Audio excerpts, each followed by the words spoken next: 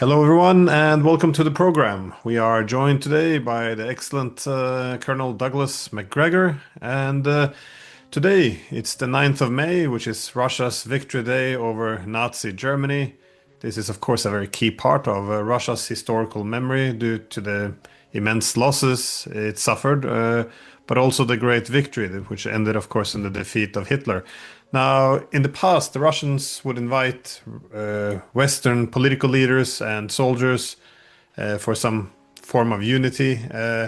However, times have changed. Now we see that Russia is inviting other nations instead to join in, while we still have some dissidents, of course, from the West. What what do you make of this whole thing and I guess the significance of this 9th of May celebration, especially in the wider context now of this war and the conflict? Well, keep in mind that in the United States, very few people paid any attention to the VE Day, Victory in Europe in, uh, you know, 1945. There just wasn't much attention paid to it. That doesn't mean people didn't pause to remember the war itself, but it doesn't play the same role. And I'll be frank with you, the surrender of the Japanese in August of 1945 was probably far more significant in most American minds. And that has to do with the fact that we were directly attacked by the Japanese. And that let's not debate, how that came about, but nevertheless it happened. And that's something that had a permanent impact on Americans. So that particular celebration, I think, will hold far more significance for many. Got to remember that in the United States, no one was really interested in going to war against Germany in World War I, and we were sort of dragged into that illegitimately, and we regretted it. And afterwards, there was a tremendous movement to stay out of any future European war. It turned out that the bombing of Pearl Harbor was the critical hook that FDR had been looking for to get us into the war against Germany. So, Eisenhower used to express his frustration all the time when he would see American soldiers, and he would, do you hate Germans yet? And of course, the kid stood there and said, no, sir. If you look at most of the people who were in the army, I would say at least a third to half of them were of German ancestry. So, that is kind of ridiculous. But, finally, the hatred was stirred up by the discovery of concentration camps. But even that, I don't think lasted very long in terms of hatred towards Germans. So, I think for the Soviet Union, that was their great moment, even though their losses were horrific and, in my judgment, far beyond what was necessary. But Stalin didn't care how many millions of people he sacrificed. And the bad news is that the victory is not understood in a proper context in Russia. They don't understand there was never any real fundamental de-Stalinization, contrary to popular belief. And there are still people over there that think Stalin was this strong man that got things right. I mean, it's incomprehensible, but you know that from your time in Russia. So I think the Russians now use this as an opportunity to show unity with those people that they think agree with them. And obviously, China is a big part of that, and the Chinese suffered terribly under the Japanese. And no one disputes that. That was, beyond anybody's wildest imagination. So it makes sense that the Chinese would be there. Everyone else, to be polite, shows up because they want to do business with Russia. There's certainly no reason why we should not show up to do business with Russia, in my judgment. That doesn't mean that you are celebrating communism. I certainly don't and never did. But it's a national event for them. It's important for them, and we should show them respect and understanding. But we won't. I mean, that's obvious. Well, there were some media reports, but they were well contested, or if not, well, argued to be false, that Trump at some point was considering going to Moscow. Again, I'm not sure if that was real or not. But now, of course, it's shifted a bit after. At least I was quite optimistic that he was going to walk away from this war. But now, of course, with this after the mineral deal, it appears that he's starting to ship more weapons and getting further drawn into the war. I mean, I guess I have a dual question there, though. This mineral deal, how significant is it? And as a result of this, do you see this as becoming Trump's war now, or we're not quite there yet? I think it's Trump's war simply because he was foolish enough to be drawn into it. Uh, if you listen to Trump during the election and in the immediate aftermath of the election, he was saying all the right kinds of things. But very shortly thereafter, he was besieged by people who convinced him that I think of several things. First of all, you can't do anything, President Trump, unless it looks like a win for you. In other words, if you're going to go sign an agreement, it has to be a win for you. Everything has to be a win. Everything is seen as a contest in the private sector sense. You know, this is a real estate salesman. So he sees everything as I've got to win. I can't lose. Uh, I had urged him to just end all aid to this heinous regime in Kiev and withdraw all U.S. military personnel and civilians from Ukraine. Period. Get out. End it. Tell the Europeans we're out. We'll be happy to host a peace conference where you and the Russians can sit down and work out future borders, but we're not going to stay. He's now done a 180-degree turn, and he's going in the opposite direction. I think it's a serious mistake because I don't think Zelensky will last. And as soon as Zelensky is out of business, that'll be the end of this agreement. Well, I was also noticed that with the 9th of May celebration, there's another ceasefire now. We just had a ceasefire in which the Russians announced unilaterally ceasefire over Easter. And of course, now we have on 9th of May. So some would see this as being, well, a very holy or sacred day for Russia. That is, being now a very Christian country, but also of course, Yeah. the importance of 9th of May in their historical memory. Or do you see this as being a test run for proving that there is a possibility to end this war? That not a taste, but testing out the waters, whether or not the opponents, that is the Europeans, Ukrainians, and Americans, are actually interested in pursuing further peace. I think President Putin has made it very clear that this war is going to end on the terms that Russian military power impose. That's his view. He said it will be dictated by the logic of the battlefield for all intents and purposes. And I think he's right. We certainly can't bring anything to this any longer. Uh, Before Trump, we were a co-belligerent, actively doing everything in our power to harm Russia. The hope was that President Trump would end that and normalize relations with Russia. And indeed, there were meetings that indicated that might happen. That's been lost now.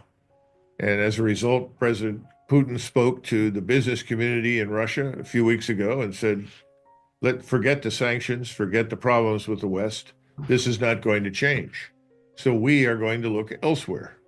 And that brings in, the SCC and the BRICS and so forth. In other words, there are other people we're going to do business with because the West is just not a reliable partner. Now, that doesn't mean that will never change. I think he's a smart man and he knows that Europe is in great turmoil. How much longer can these confused Germans wander around in darkness in Berlin? I mean, the government there with this man Merz, who could not become chancellor, and I think that's a blessing, they are engaged in national suicide. That will end. And the only people that are opposed to national suicide in Germany are the AfD. And I think that's the right position, by the way, for them to take.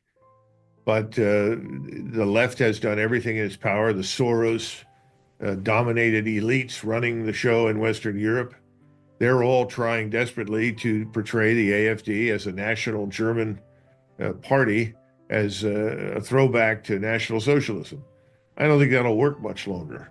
With every passing day, AfD becomes more powerful because the average German sees that his country is being destroyed. Eventually, it will be stopped. I think you will eventually see tremendous change in France. I think it will come to England, and then it will spread elsewhere. We've already seen, changes come about in many countries. You've got Fico in Slovakia, you've got Orban in Hungary. These people were always very sober-minded very early on.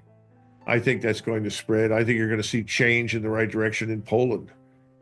People there are looking at the West and, as I call the globalist elites, funded, educated, socialized, and created by Soros as the real threat to civilization on the European continent. So, but unfortunately, I don't see us playing a major role. I think we've marginalized ourselves.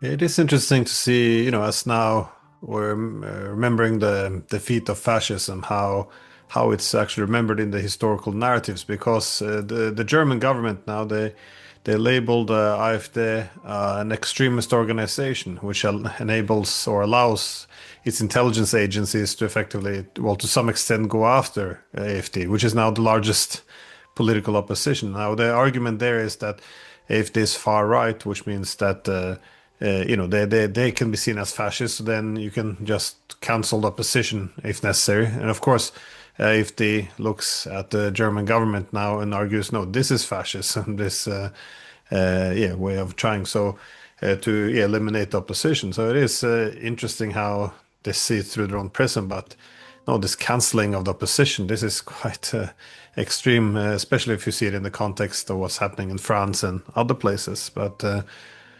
Well, again, yes, you're a professor and you teach these things at the university. The word fascism is derived from Latin, and it's has its roots in Rome. The bundle of sticks that bound together represented unity and strength to the Roman Senate and people, with the axe in the center. Uh, we have that symbol in the United States Senate. You know, this ancient Roman symbol, which was a fascist symbol. Fascism is about unity. That's it. And you have to ask yourself, who are the people that are afraid of national unity in Germany, in France, in Britain, in all these countries? Well, these are so-called globalists. Well, what is their inspiration? And it's very, very hard to say anything other than Marxism and communism, because communism sought to destroy national identity, destroy borders, and sort of transform people into an amorphous mass of workers and consumers. That's about it. And I think the Germans, certainly since they lost the war, have allowed themselves to be transformed into this quiet, uh, almost politically neutral public that marched in whatever direction the allies and government said, because they were apologizing for whatever they did during the Second World War. I think the apology tour is over, and it should be over. I think eventually Germany will straighten out. It may not happen immediately, but it will. So what you're describing in Germany, which is reminiscent of East Germany, the Stasi, uh, snooping and surveilling people and then threatening them, I think that will fail. And I think the alternative will be a nationalist movement that will take over and say, it's Germany first now. We have to think about ourselves, our national industry, our scientific industrial development, our economy. All of that will happen. It's a matter of waiting for it. And I think, if anything, Mr. Putin is very patient and he understands the true direction that things are moving. One benefit of having been a communist at some point in your life is that you learned about this thing we call the correlation of forces. Well, the correlation of forces is very much in favor of Russia. And the correlation of forces right now favors China. It favors many countries. It does not favor us. And it does not favor Europe in its current state of mind. Yeah, this is the frustrating part here, though, because more and more people recognize that the war is lost. Yet there's no one who dares to speak of peace. This is they're openly talking about now the prospect of war with Russia. Yet to prevent this, no one's reaching for the phone. It's quite remarkable, and I think this is part of the problem, or one of the benefits of having had a recent war would be that the people would have a healthy fear of war. Now that that generation has passed away, it doesn't seem our political class fears it much at all. Indeed, the whole idea of fighting the world's largest nuclear power, they seem to take it with a bit disturbing ease. Um, but on that topic, though, now that we see that the Russians are not very hopeful anymore that Trump is actually going to end this war, they seem to be stepping up the the fighting on the front line. What do you see happening at the moment? Well, I've always said that at some point the general staff would tell President Putin that it would be useful to be on the Dnieper River line, that you might as well just occupy and take all the territory up to that river line. It's a natural barrier. Uh, for hundreds and hundreds of years, it was the western frontier of Europe. Kiev, under the Polish-Lithuanian Commonwealth, was a fortress of the West. Once you passed Kiev, once you passed that river, you were dealing with Tatars, Mongols, and Russians. You know, that's it. So I think if I were on the Russian general staff, that's what I would argue for. This is a defensible river line that gives us a buffer zone, if you will. And we are in a position to do whatever we need to against the western portion of Ukraine if it comes down to it. If anything's being demonstrated in this war, is that the strike capability, precision strike capability, whether it's a drone or cruise missile or, ballistic missile, theater ballistic or strategic, there's nothing they cannot hit and destroy. And if you occupy that river line and you are compelled at some point to cross it, well, you're already there. In other words, you're not moving from a few hundred miles back. You're right up on the river. And so if you have to stage in order to cross to extinguish whatever heinous regime comes to power in Kiev, although I don't think Zelensky will last much longer. And if he does, he's not going to be replaced by something worse. I think there'll be a more amenable group at some stage. But then you have that benefit. Now, the one thing that he can still do that he hasn't done is he can cross the river and attack from the north down into Odessa. Odessa historically was Russian, never Ukrainian. And if he did that, that would strangle Ukraine. It would have no outlet, would have difficulty shipping grain and other products from Western Ukraine to other countries. Now, it doesn't mean that the Russians could cut them off completely, but it would certainly put them in a position to do so. And it may be that the Russians decide to do that as a matter of self-defense. I don't know. I just think that the best thing that we can do is to get out, but no, I don't have any support for that here in Washington. Everyone in Washington, with very few exceptions, wants to fight until every Ukrainian is dead and everything is destroyed. And that Western Ukraine could be made to look like vast areas of Eastern Ukraine. I think that's catastrophic, but there's not much informed thinking about these matters in Washington. There's a lot of narcissism in the sense that our national policy is mortgaged to vanity. That we can't sign on for anything that we don't quote unquote impose.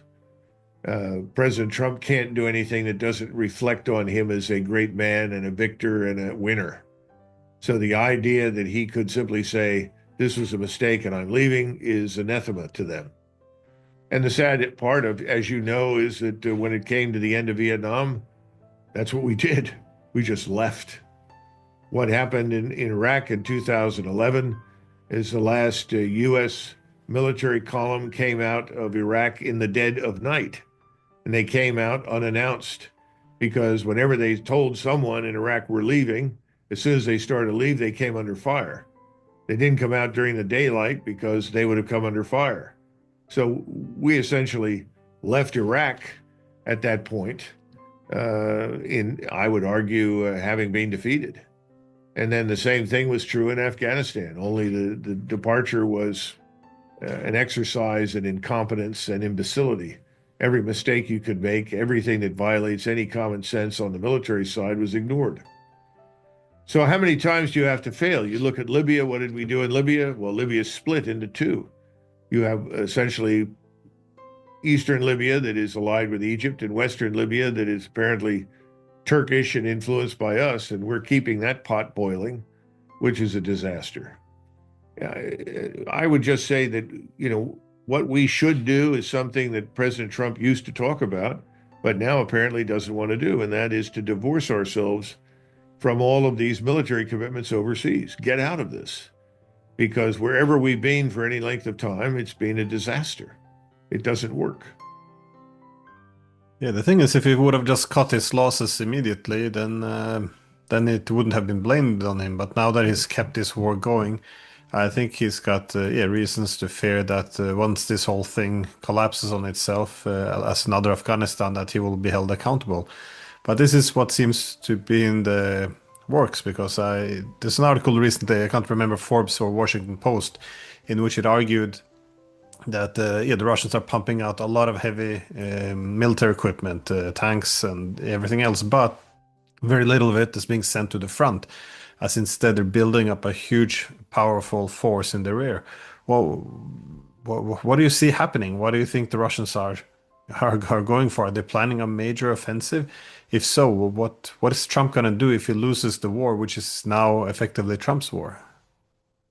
Well, you're asking me what Trump's going to do, and I don't think Trump has got much that he can do. I mean, what, announce more sanctions? That's ridiculous. We've already sanctioned 34, 35 countries. We have a trade war underway with at least 90 countries. There's nothing he can do, certainly not militarily. I think the Russians have always been wary of what might happen with NATO, especially if we gave a green light that troops could move into Ukraine or something. And so they have always held back a very strong reserve to deal with that potential. I think that's what they're doing now. And remember, this man Putin knows the history of the region. He doesn't want control of Western Ukraine.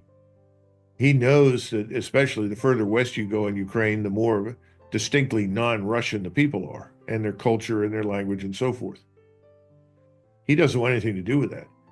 You're familiar with Alexander Solzhenitsyn, and one of the things that he urged in Russia was divest yourself of all these foreign peoples that you're ruling. The Tsarist empire is over. Forget it. It's dysfunctional. In other words, we should try to focus on Russians, ruling Russians and nobody else. They've largely managed that. I think it's certainly an 80% solution. And I'm sure he feels the same way about Ukraine, because even though Alexander Solzhenitsyn said, well, the Ukrainians are Slavic Orthodox Christians like ourselves, he knows enough about Ukraine to know that the West is not that way.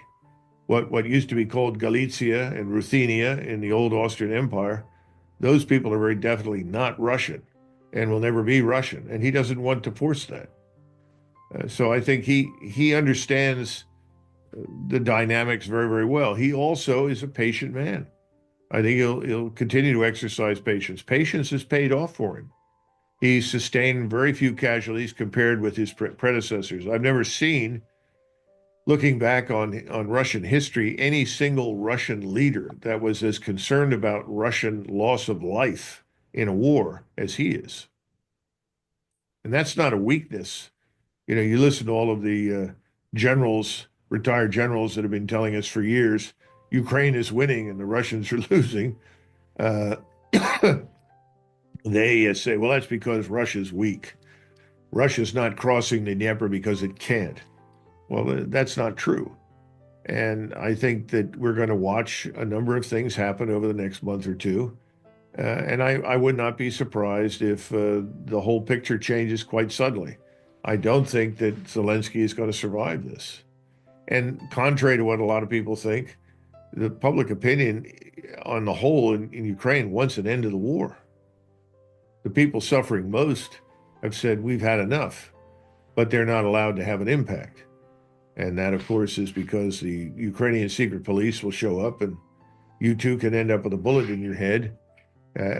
Maybe you end up being shipped off to the front to die there. So this will eventually end, but it's not going to be anything that we do to end it. Well, how do you see Zelensky rule coming to an end, do you think the Russians will take him out, or will the Americans want him away? The nationalists, the military, In different or times, I think the West would have said enough's enough. I think more sober-minded people back in the 60s or 50s or 70s would have intervened quickly. Soon after the intervention began in February of 2022, and said, we need an end to this. The longer you wait, the more territory you lose, the worse it will get. Sign the paper and shut up. I think that would have happened. But we aren't led by those kinds of people today. Those people were eminently pragmatic. Look at Eisenhower and his support for Austrian neutrality. As president, he said, that's wonderful. The Russians want to withdraw? Fine. He said, by the way, why don't we make more countries neutral? Because we Americans don't have the military power to defend everybody. And at that point, NATO was half the size or less than it is now. well, that could be one of the outcomes from this war, though, because again, it's always framed as a Ukraine-Russia war, but it is a NATO-Russia proxy war, which people from Marco Rubio to yeah, Boris Johnson is now recognizing. But as NATO is defeated in Ukraine, what do you think the wider ramifications would be? Would be the changing role of NATO? Would the United States incentivize America to uh, reduce its presence in Europe? Uh, Again, I can't see the US at the moment pushing for countries to be neutral to the extent that they would have less influence. On the other hand, they do want to have they won't have the influence, but want to yeah put the troops in other places. So, what can actually happen here, though? I have said from the beginning that NATO would not survive this war. Whenever this war ends, I think NATO will end. We are clearly in a very fragile economic position. We want to leave. We should have left Europe largely by the mid 1990s. And at the time, there were people in the Senate as well as in European capitals who were desperately searching for a reason to justify NATO and keep us tied down in Europe. They found it, they thought, in the Balkans. And we've been struggling with these kinds of stupid misadventures ever since. Remember, hubris and miscalculation also play a big role in all of this. Everybody miscalculated about Russia. Everybody miscalculated about ourselves. But the hubris remains. Nobody wants to admit anything has changed in the world. It's as simple as that. We're still see ourselves as the center of the universe. That's absurd. That's where we are. And there is nothing to stop Russia, unless you wanted to use a nuclear weapon, from settling the war on its own terms. And no one wants to risk the use of a nuclear weapon. Certainly nobody sane in Washington, and there's nobody I know in Moscow that wants to do that. So I think NATO will just collapse. Henry James said sacred cows are never slain, they simply vanish. I think that's what will happen with NATO. We'll wake up and it's effectively gone. I don't think the EU is going to make it either. And remember, and you're a European, the way the world looks from Oslo is very different from the way the world looks from Rome or Madrid or Athens.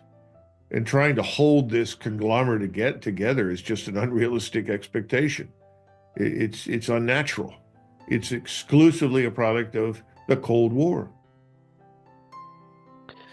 Well, on the topic of countries seeing the world in a different way, and also in the context of this of the 9th of May celebrations, I see that the defeat of fascism is used in different ways. I mean, in Europe, of course, we present Putin as the new Hitler constantly, but in Russia as well, they evidently link the current war, the proxy war with NATO, to this.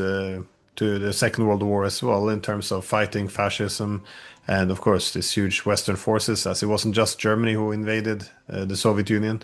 But more recently now as well, we saw the Chinese making a comment. Xi Jinping made a comment which appeared in Financial Times, where he compared the United States actions in the international system as well. He compared it to Hitler's armies.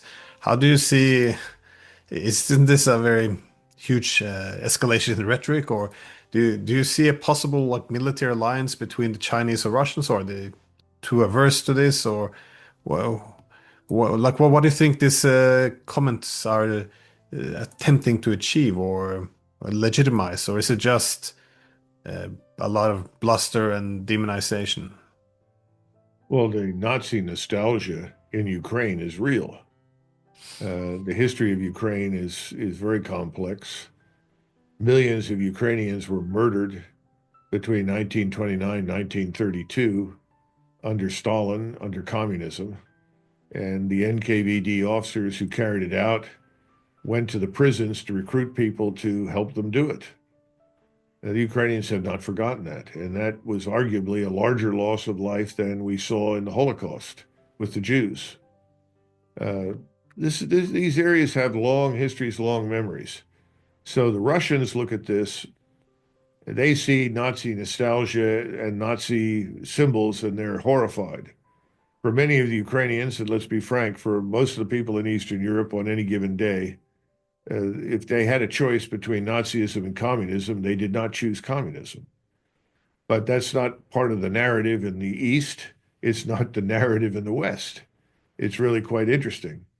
Uh, that's another subject. But the bottom line is that if you're trying to legitimate yourself, it's an easy target to say, well, they're Nazi-like.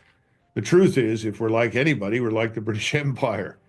And if you're Chinese, you're worried about the South China Sea because one of the things that put China in a very difficult position strategically was the Royal Navy that ran amok in the South China Sea and made it impossible for the Chinese to win the Opium Wars. Remember, the British went right in, sailed up the rivers, pounded the forts, and compelled the Chinese to allow the importation of opium and the exportation of opium. A terrible impact on the population and the people that lived there. The Chinese view Christianity differently. They had a man in the 1840s, 30s, and 40s who declared himself the reincarnation of Jesus Christ and led a civil war that took over 20 years to finally stop and killed millions and millions of Chinese. So the Chinese have a very different view of Christianity from what we understand. We don't bother to learn anything about this. I simply think that Taiwan was the unsinkable aircraft carrier during World War II for the Imperial Japanese. China will not allow any foreign power to dominate Taiwan and use it again against China. It's that simple. We need to understand that and stop talking about Taiwan. I think all of these allusions to the past are done for reasons that have domestic roots in Russia and China and elsewhere, just as we use them. I would say that I wouldn't pay too much attention to them, but I would look at the results.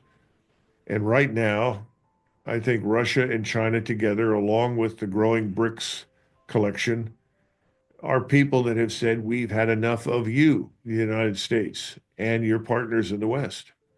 And the interesting thing to me is that, you know, most of it, if you don't like us, the other people they don't like are the British and the French, probably to some extent the Belgians and maybe the Dutch. These are the colonial powers.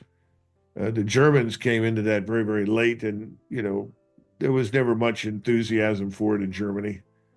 The rest of Europe was not involved in that sort of thing. So you can't blanket say one way or the other. But as far as we're concerned, we are very much meddling everywhere in the world the way the British did. They meddled. They meddled on the continent. They meddled in Africa. They meddled in Asia. They meddled in India. That's not a good thing from the standpoint of all of the people that live in these areas. And it's in our best interest not to meddle.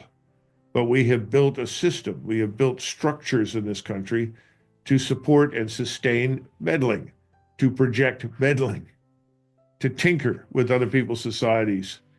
We all hoped that President Trump would take it on. Well, we were happy when the National Endowment for Education or no, National Endowment for Democracy, and then oh gosh, my brain's not working clearly.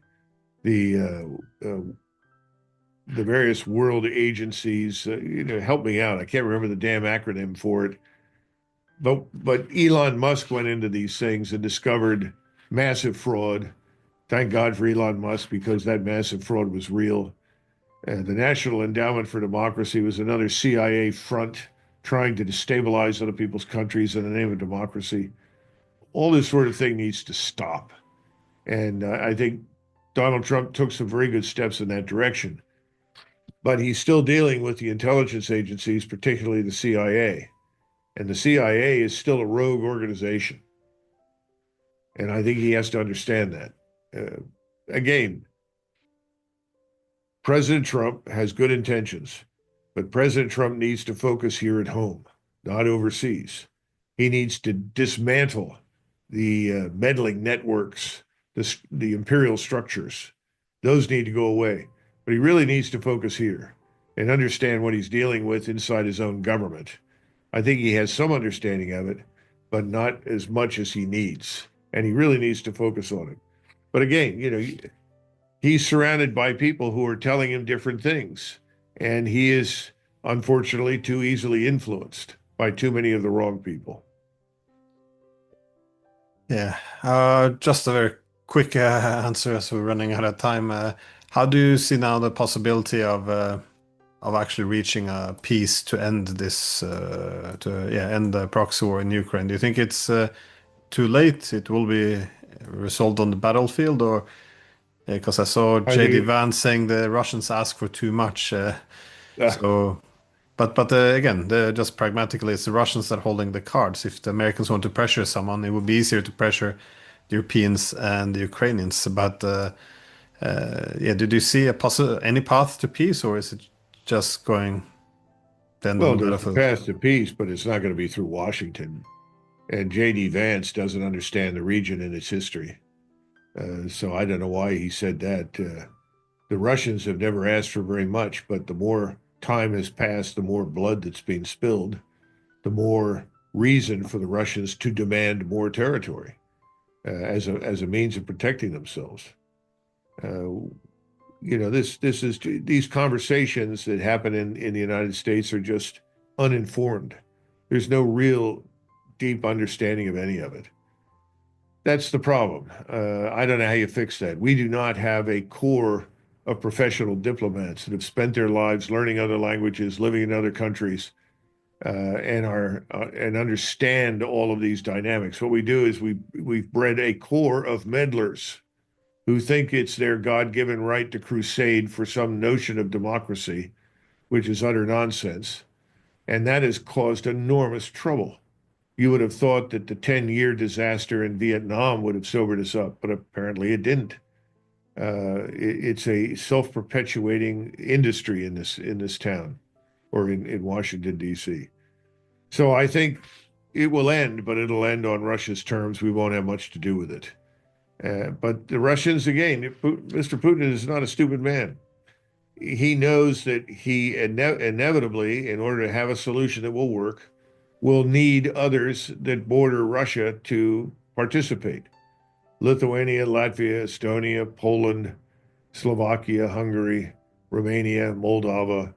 At some point, they will have to be brought in and sign on for whatever solution is reached. And I think he understands that. The bigger issue for us right now is clearly what's going on in the Middle East. And I think President Trump wants to avoid a war with Iran, no doubt in my mind. But can he?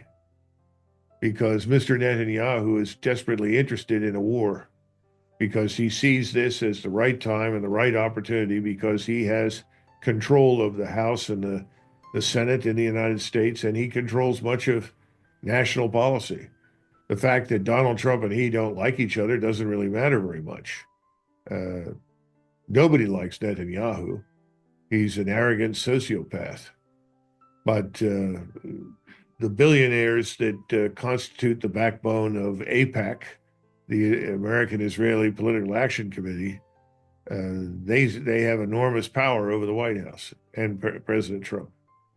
So let us say, what I worry about more than anything else is not that we will start a war with Iran, but perhaps Mr. Netanyahu marches quickly into Gaza to butcher the remainder of the population, and President Sisi in Egypt says we can't tolerate that and sends in the Egyptian army.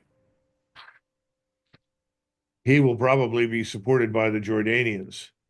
And then we will see this war spread. Iran has said it will stand by Egypt. What do the Saudis and the Emirates do? They're not going to sign on for the mass murder of the people in Gaza. So the real question at that point is, what do the Turks do? Erdogan has tried to play both sides to the middle. But when this commences against Egypt, if it happens, as I think it will, and the Israelis then go to war with Egypt, it will be impossible, I think, for the Turks to sit it out. I think that's when you get your regional war. Now, the other possibility is Mr. Netanyahu decides to simply attack Iran, period. Boom. That will start a regional war. But Mr. Netanyahu is fairly confident, and probably is right to be confident, that whatever he does, we will back him. That's the problem. Like, I just got back from Iran this morning. I would love to speak with you about what's happening there, but I guess we're gonna have to do it some other day. So, yeah, thanks again, Colonel MacGregor. It's fascinating.